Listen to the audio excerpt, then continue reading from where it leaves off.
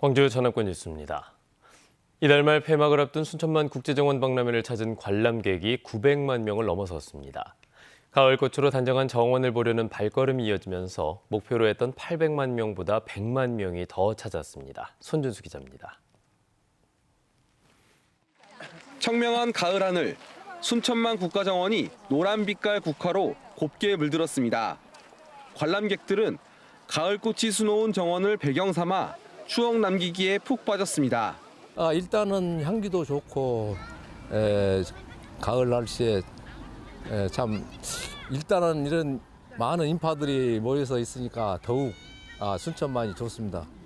이달 말 폐막을 앞둔 순천만 국제정원 박람회가 누적 관람객 900만 명을 달성했습니다. 목표로 했던 관람객 800만 명을 달성한 지 보름 만에 100만 명을 더 끌어모은 겁니다. 900만이나 방문했다는 사실에 되게 놀랐고 와보니 너무 좋고 이거 당첨까지 돼서 기분이 더 좋습니다. 순천만 습지 은빛 갈대와 흙드름이 월동등을 보려는 막바지 가을 나들이객이 늘어나고 있는 만큼 조직위는 폐막 때까지 누적 관람객이 1,000만 명에 육박할 것으로 예상하고 있습니다. 대한민국 국민들이 너무너무 뜨겁게 아껴주셨기 때문에 시간은 며칠을 해야 될지 아직 확정은 못했지만 감사 개장을 며칠 더 해야 되지 않을까 이렇게 생각하고 있습니다. 완연한 가을 날씨에 광주와 전남 지역 곳곳에서도 가을 축제가 한창입니다. 한평에서는 전남을 대표하는 가을꽃 축제인 대한민국 국향대전이 다음 달 5일까지 열리고 나주와 화순에서도 가을꽃을 주제로 한 축제가 오는 29일까지 계속됩니다. KBS 뉴스 손준수입니다.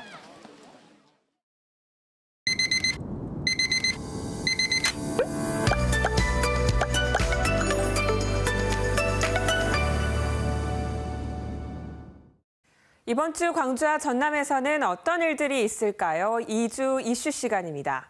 광주시가 공공의료원 설립을 추진 중인 가운데 현재 기획재정부의 타당성 재조사가 진행 중이죠. 오늘 정부 세종청사에서 열리는 타당성 재조사 재정사업평가 분과위원회 회의에 강기정 시장이 직접 참석해 사업에 대한 설명을 합니다. 지난 5월엔 울산의료원이 경제성 분석에서 낮은 점수를 받아 타당성 재조사를 통과하지 못했는데요. 이에 광주시는 좋은 평가를 받기 위해 당초 350병상 규모 광주의료원 설립안을 300병상 규모로 줄여서 다시 제출했습니다. 내년 공사 시행을 목표로 하고 있는데 기재부 평가를 무난히 통과할지 관심이 모이고 있습니다.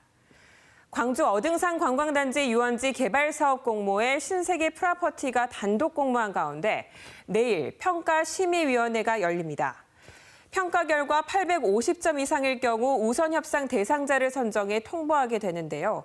신세계 프로퍼티는 1조 3천억 규모 복합 관광단지 건립 계획을 제출했는데 18년째 표류 중인 어등산 관광단지 개발이 새 출발을 할 수 있을지 관심이 모입니다. 25일 수요일엔 광주 지역 중학교 3학년 학부모를 대상으로 한 고등학교 신입생 전형요강 학부모 설명회가 열립니다.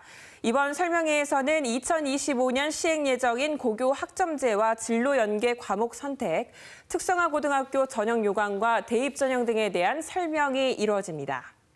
27일 금요일엔 벌교 꼬막축제가 보성군 벌교읍 천변 일원에서, 무안 갯벌 낙지축제가 무안의 뻘낙지 거리와 중앙로 일원에서 잇따라 개막해 다양한 프로그램으로 관광객들을 맞이합니다.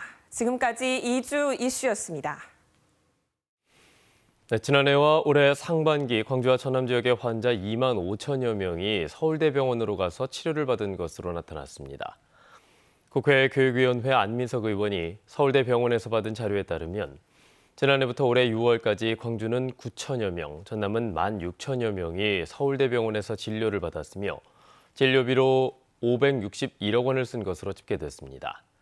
안민석 의원은 지방의료 격차 해소를 위해서 지방국립대병원을 지역 거점 공공병원으로 육성하고 지방의료 인프라에 국가 차원의 투자 확대가 필요하다고 지적했습니다.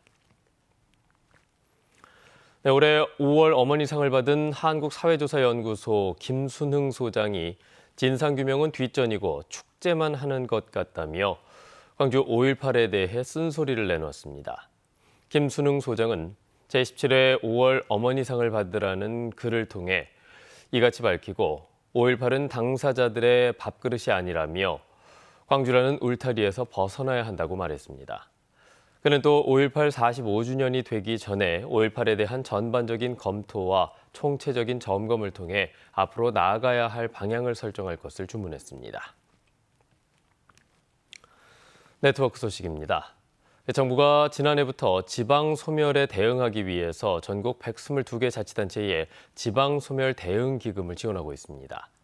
하지만 일부 자치단체에서는 예산 집행 실정이 극히 저조해서 다음 기금 확보에 걸림돌이 될 우려도 있습니다. 경남 지역의 자치단체 사정을 창원방송총국 김효경 기자가 취재했습니다.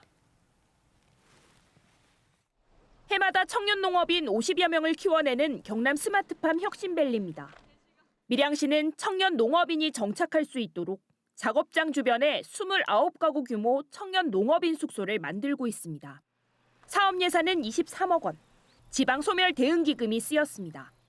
지난해 경남에 배분된 지방소멸 대응기금은 940여억 원입니다. 이 가운데 경상남도가 222억 5천여만 원, 13개 시군은 46개 사업에 723억 원을 나눠받았습니다. 하지만 집행률은 천차만별입니다. 경상남도와 밀양시만 예산 집행률 90%를 넘겼고 거창과 남해, 산청과 통영 등 4곳은 집행률이 한 자릿대. 하동과 함안은 집행률이 1%도 채 되지 않았습니다. 실적이 저조한 곳은 기금 배정이 늦어지다 보니 실제 집행도 늦어졌다는 해명입니다. 22년도 10월 이후에 이게 확정이 됐거든요. 기금이 늦게 배분이 되다 보니까 내년에는 거의 대부분 집행될 수 있을 것 같습니다. 하동구는 근로자 공공숙소 등을 추진했지만 사전 행정 절차를 밟는 데 많은 시간이 필요했다고 설명합니다. 신규 사업은 또 사전 절차가 있기 때문에 초기에 집행이 거의 없습니다. 사전 절차하는데 거의 한 10개월 정도 걸리고요. 예산 편성 뒤 의회 승인, 설계 공모, 부지 확보 등 행정 절차와 20억 이상 쓰일 경우에는 투자 심사까지 거쳐야 하는 탓입니다. 집행률이 낮은 지자체의 경우에는 다음 연도 기금 배분에 불이익을 받을 수가 있어요. 사업이라든지 예산 반영이 제대로 안 될 우려가. 이상민 행정안전부 장관은 최근 국정감사에서 기금 배분 기준을 개선하는 등 개선 방안을 고민하겠다고 밝혔습니다. KBS 뉴스 김효경입니다. 새벽 시간 바닥 타일 들뜸 현상을 붕괴 조짐으로 오인해서 오피스텔 입주민 수십 명이 대피하는 소동이 빚어졌습니다. 오늘 새벽 4시쯤 광주 서구 농성동의 한 오피스텔에서 복도 바닥 타일이 들떴다는 신고가 접수됐습니다.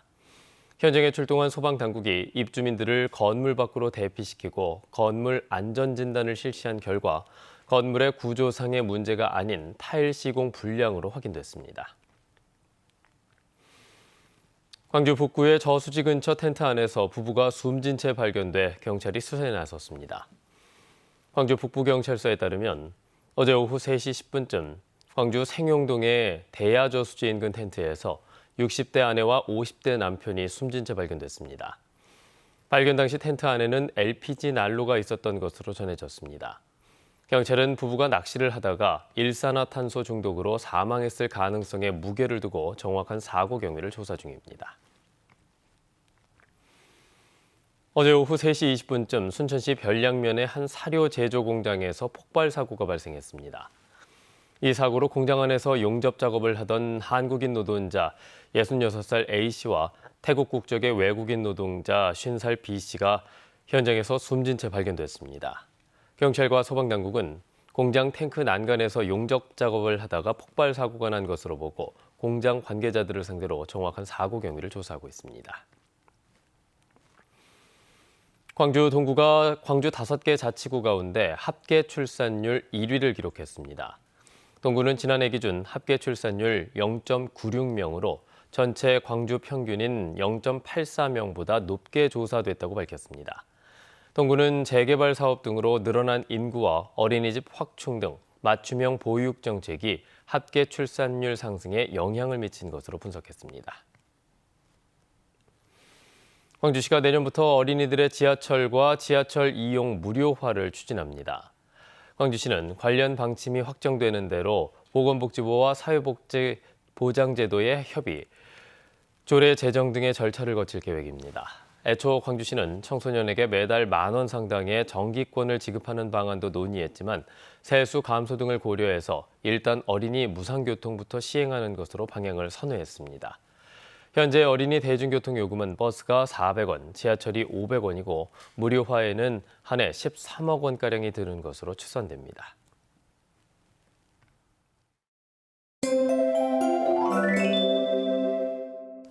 월요일 출근길 안개가 짙은 곳들이 많습니다. 가시거리가 구례와 장흥, 강진 등은 200m 이하로 짧아져 있고요. 광주공항은 저시정 특보도 발효 중입니다. 오늘 오전까지 시야가 답답한 곳들 많으니까요. 안전사고에 유의하셔야겠습니다. 어느덧 가을이 울긋불긋 물들고 있습니다. 광주의 무등산에도 지난주에 첫 단풍이 물들었는데요. 당분간 단풍 즐기기에 좋은 완연한 가을 날씨가 예상됩니다. 오늘 광주의 아침 기온은 어제보다 2도가량 높지만 꽤 쌀쌀한데요. 낮부터는 기온이 올라 낮에는 평년 수준의 선선한 가을 날씨가 예상되고요. 내일은 오늘보다도 더 온화하겠습니다. 다음 자세한 지역별 날씨입니다. 오늘 대체로 맑겠고요. 아침 기온 어제보다 1도에서 4도가량 높습니다. 한낮 기온은 담양과 나주 22도까지 오르겠습니다. 순천의 낮 최고 기온 23도, 여수 20도로 선선하겠습니다.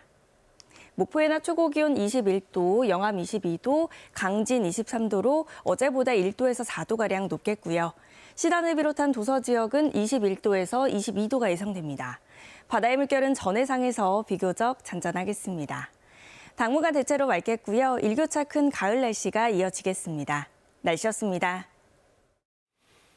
뉴스를 마칩니다. 여러분 고맙습니다.